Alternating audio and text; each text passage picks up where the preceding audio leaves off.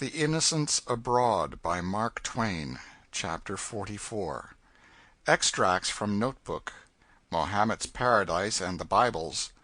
Beautiful Damascus, the oldest city on earth.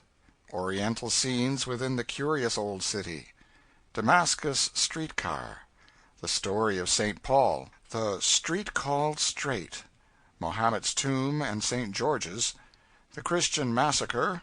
Mohammedan dread of pollution. The house of Naaman. The horrors of leprosy. The next day was an outrage upon men and horses both. It was another 13-hour stretch, including an hour's nooning.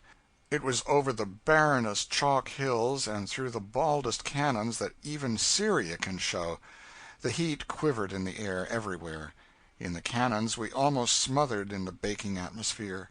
On high ground the reflection of the chalk hills was blinding.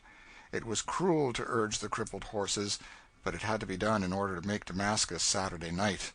We saw ancient tombs and temples of fanciful architecture carved out of the solid rock, high up in the face of precipices above our heads, but we had neither time nor strength to climb up there and examine them. The terse language of my notebook will answer for the rest of this day's experiences. Broke camp at 7 a.m., and made a ghastly trip through the Zeb Dana Valley and the rough mountains. Horses limping, and that Arab screech owl that does most of the singing and carries the water skins, always 1,000 miles ahead, of course, and no water to drink. Will he never die? Beautiful stream in a chasm, lined thick with pomegranate, fig, olive, and quince orchards, and nooned an hour at the celebrated Balaam's ass fountain of Figia, second in size in Syria, and the coldest water out of Siberia.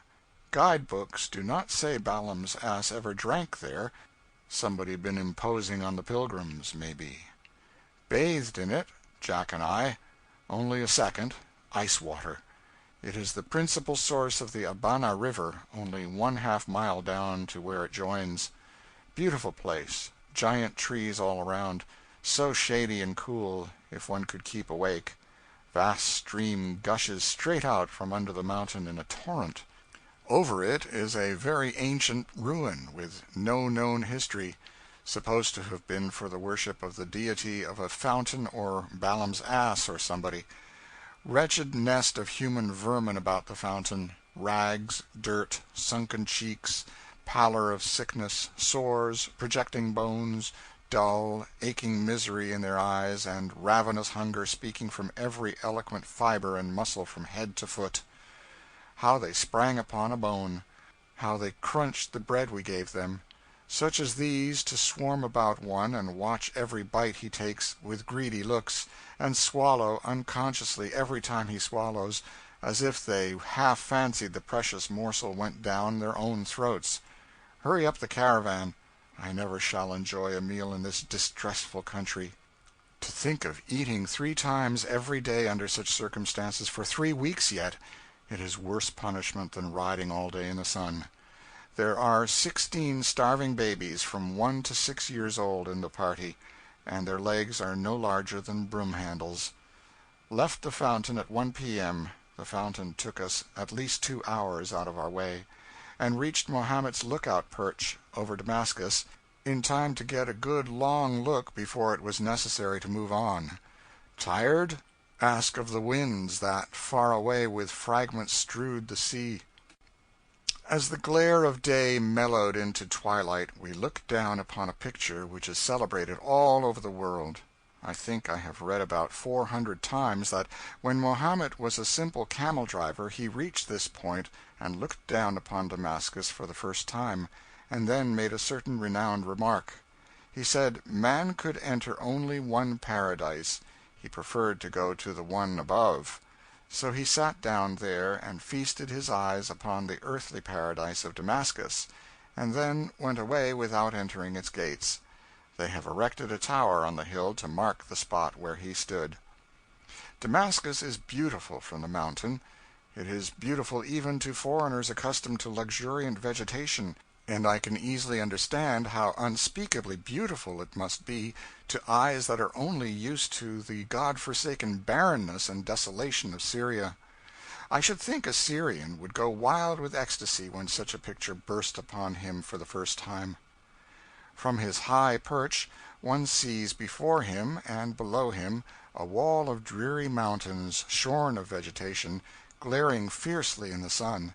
It fences in a level desert of yellow sand, smooth as velvet and threaded far away with fine lines that stand for roads, and dotted with creeping mites we know are camel trains and journeying men. Right in the midst of the desert is spread a billowy expanse of green foliage, and nestling in its heart sits the great white city, like an island of pearls and opals gleaming out of a sea of emeralds.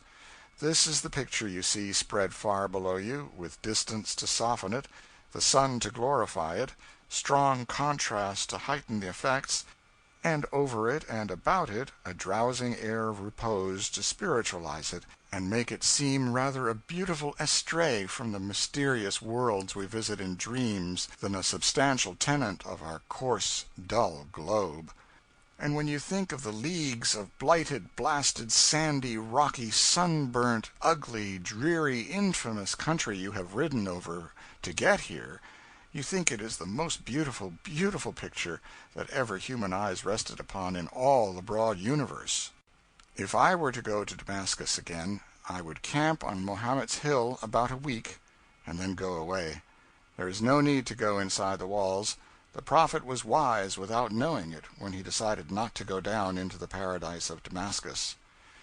There is an honored old tradition that the immense garden which Damascus stands in was the Garden of Eden, and modern writers have gathered up many chapters of evidence tending to show that it really was the Garden of Eden, and that the rivers Pharpar and Abana are the two rivers that watered Adam's paradise.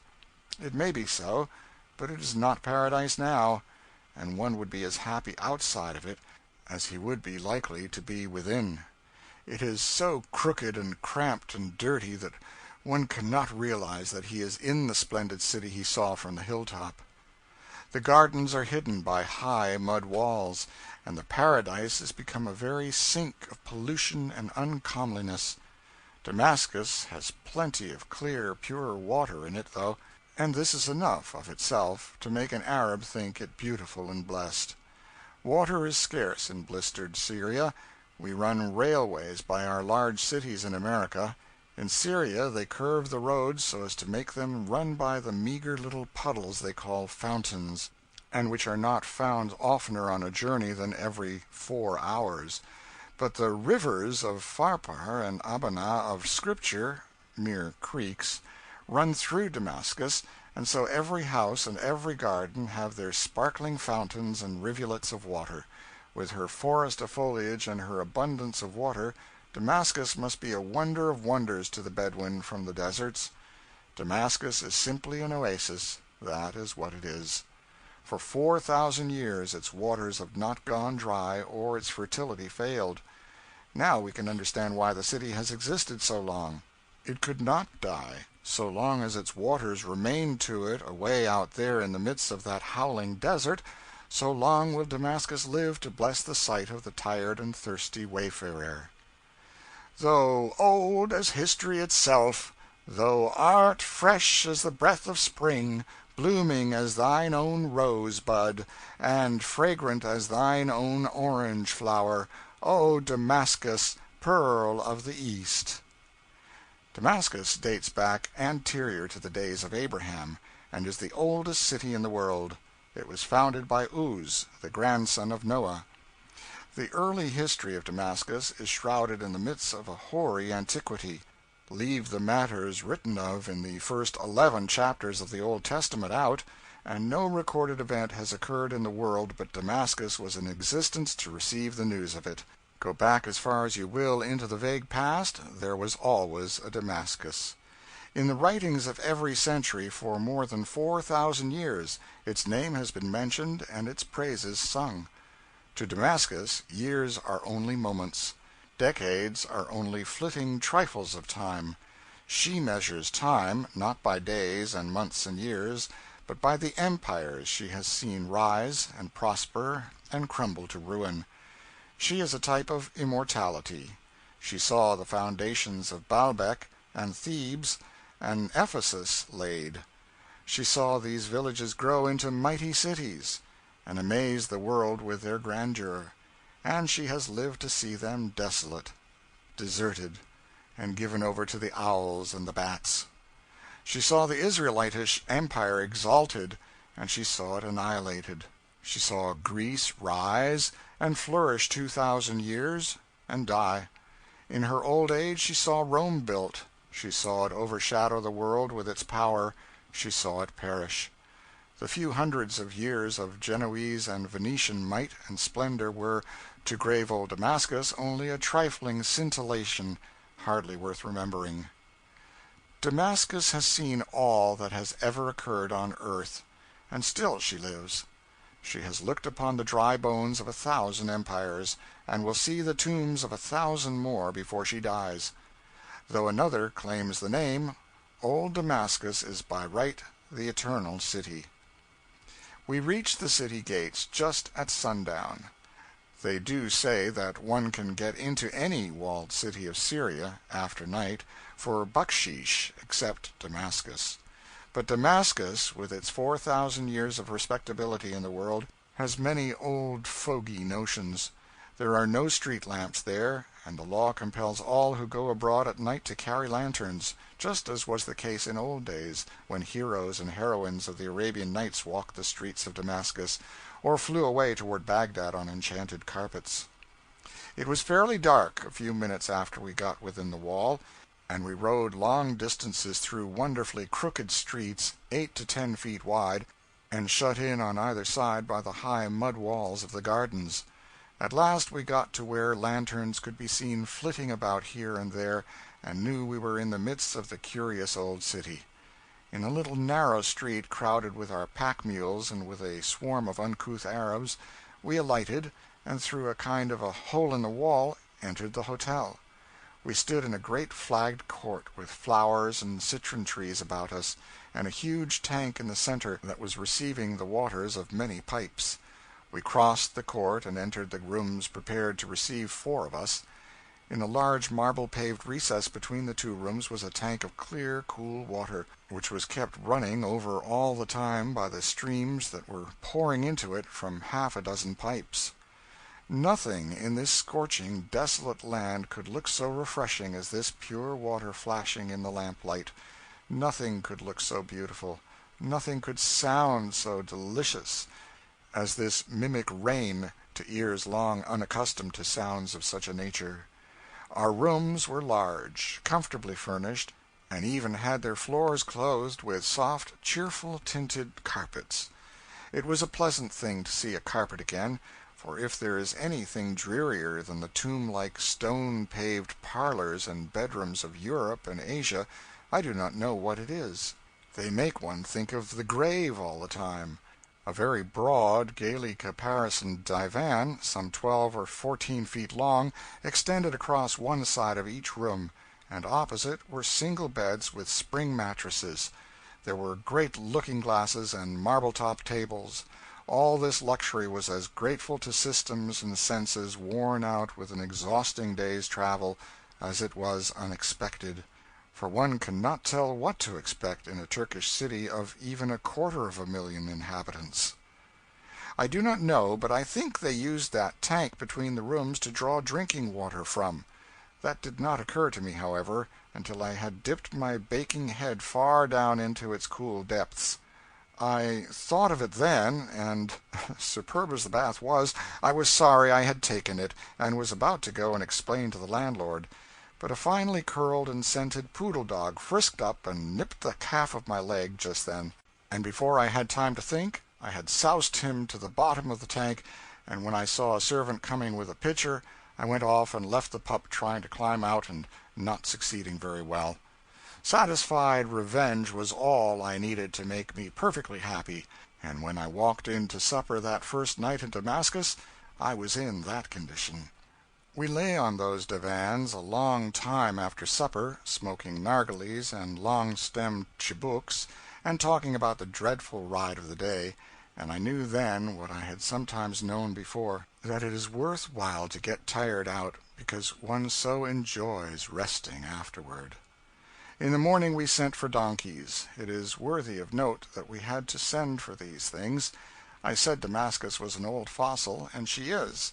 Anywhere else we would have been assailed by a clamorous army of donkey drivers, guides, peddlers, and beggars, but in Damascus they so hate the very sight of a foreign Christian that they want no intercourse whatever with him.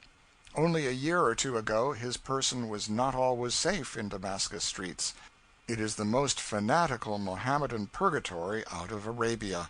Where you see one green turban of a Haji elsewhere, the honored sign that my Lord has made the pilgrimage to Mecca, I think you will see a dozen in Damascus. The Damascenes are the ugliest, wickedest-looking villains we have seen. All the veiled women we had seen yet, nearly, left their eyes exposed, but numbers of these in Damascus completely hid the face under a close-drawn black veil that made the woman look like a mummy. If ever we caught an eye exposed, it was quickly hidden from our contaminating Christian vision. The beggars actually passed us by without demanding bucksheesh. The merchants in the bazaars did not hold up their goods and cry out eagerly, "Hey, John!" or "Look this, Hawaji!" On the contrary, they only scowled at us and said never a word. The narrow streets swarmed like a hive with men and women in strange Oriental costumes, and our small donkeys knocked them right and left as we plowed through them, urged on by the merciless donkey boys. These persecutors run after the animals, shouting and goading them for hours together. They keep the donkey in a gallop always, yet never get tired themselves or fall behind. The donkeys fell down and spilt us over their heads occasionally, but there was nothing for it but to mount and hurry on again. We were banged against sharp corners, loaded porters, camels, and citizens generally, and we were so taken up with looking out for collisions and casualties that we had no chance to look about us at all. We rode half through the city and through the famous street which is called Straight, without seeing anything, hardly. Our bones were nearly knocked out of joint, we were wild with excitement, and our sides ached with the jolting we had suffered. I do not like riding in the Damascus street cars. We were on our way to the reputed houses of Judas and Ananias. About 18 or 1900 years ago, Saul, a native of Tarsus, was particularly bitter against the new sect called Christians, and he left Jerusalem and started across the country on a furious crusade against them. He went forth breathing threatenings and slaughter against the disciples of the Lord. And as he journeyed, he came near Damascus, and suddenly there shined round about him a light from heaven. And he fell to the earth, and heard a voice saying unto him, Saul, Saul, why persecutest thou me? And when he knew that it was Jesus that spoke to him, he trembled, and was astonished, and said, Lord, what wilt thou have me do? He was told to arise and go into the ancient city, and one would tell him what to do. In the meantime his soldiers stood speechless and awe-stricken, for they heard the mysterious voice but saw no man.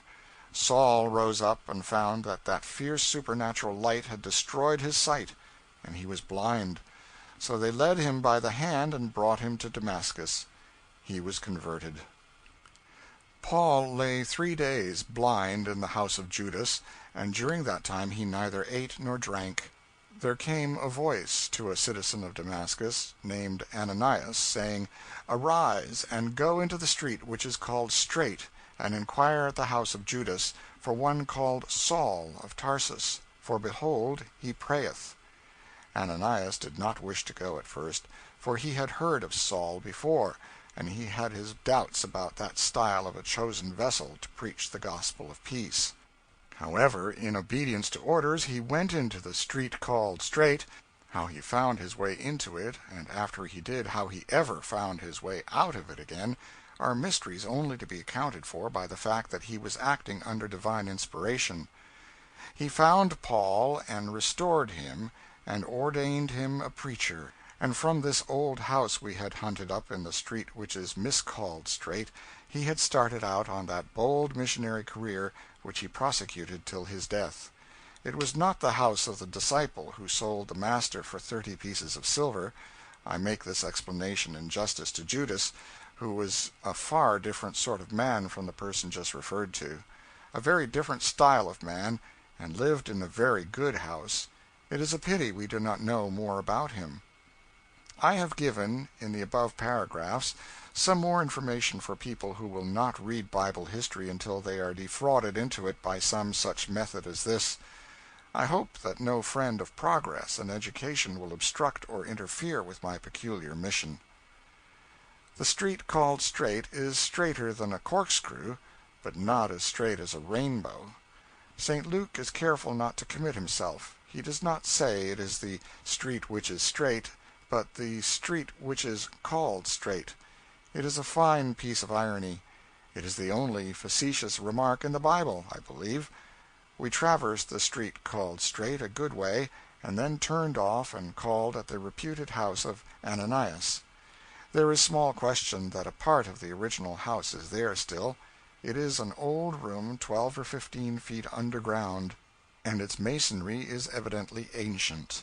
If Ananias did not live there in St. Paul's time, somebody else did, which is just as well. I took a drink out of Ananias's well, and singularly enough, the water was just as fresh as if the well had been dug yesterday. We went out toward the north end of the city to see the place where the disciples let Paul down over the Damascus wall at dead of night, for he preached Christ so fearlessly in Damascus that the people sought to kill him, just as they would today for the same offense, and he had to escape and flee to Jerusalem. Then we called at the tomb of Mohammed's children, and at a tomb which purported to be that of St. George who killed the dragon, and so on out to the hollow place under a rock where Paul hid during his flight till his pursuers gave him up, and to the mausoleum of 5,000 Christians who were massacred in Damascus in 1861 by the Turks. They say those narrow streets ran blood for several days, and that men, women, and children were butchered indiscriminately and left to rot by hundreds all through the Christian quarter. They say further that the stench was dreadful. All the Christians who could get away fled from the city, and the Mohammedans would not defile their hands by burying the infidel dogs. The thirst for blood extended to the high lands of Hermon and Anti-Lebanon, and in a short time 25,000 more Christians were massacred and their possessions laid waste. How they hate a Christian in Damascus, and pretty much all over Turkeydom as well, and how they will pay for it when Russia turns her guns upon them again. It is soothing to the heart to abuse England and France for interposing to save the Ottoman Empire from the destruction it has so richly deserved for 1,000 years. It hurts my vanity to see these pagans refuse to eat of food that has been cooked for us, or to eat from a dish we have eaten from, or to drink from a goatskin which we have polluted with our Christian lips, except by filtering the water through a rag which they put over the mouth of it, or through a sponge. I never disliked a Chinaman as I do these degraded Turks and Arabs, and when Russia is ready to war with them again, I hope England and France will not find it good breeding or good judgment to interfere. In Damascus they think there are no such rivers in all the world as their little Abana and Pharpar. The Damascenes have always thought that way. In 2 Kings chapter 5, Naaman boasts extravagantly about them. That was 3,000 years ago. He says, "Are not Abana and Pharpar rivers of Damascus better than all the waters of Israel? May I not wash in them and be clean?" But some of my readers have forgotten who Naaman was long ago. Naaman was the commander of the Syrian armies. He was the favorite of the king, and lived in great state. "He was a mighty man of valor, but he was a leper." Strangely enough, the house they point out to you now as his has been turned into a leper hospital, and the inmates expose their horrid deformities and hold up their hands and beg for bucksheesh when a stranger enters. One can not appreciate the horror of this disease until he looks upon it, in all its ghastliness, in Naaman's ancient dwelling in Damascus. Bones all twisted out of shape, great knots protruding from face and body, joints decaying and dropping away. Horrible. End of chapter 44.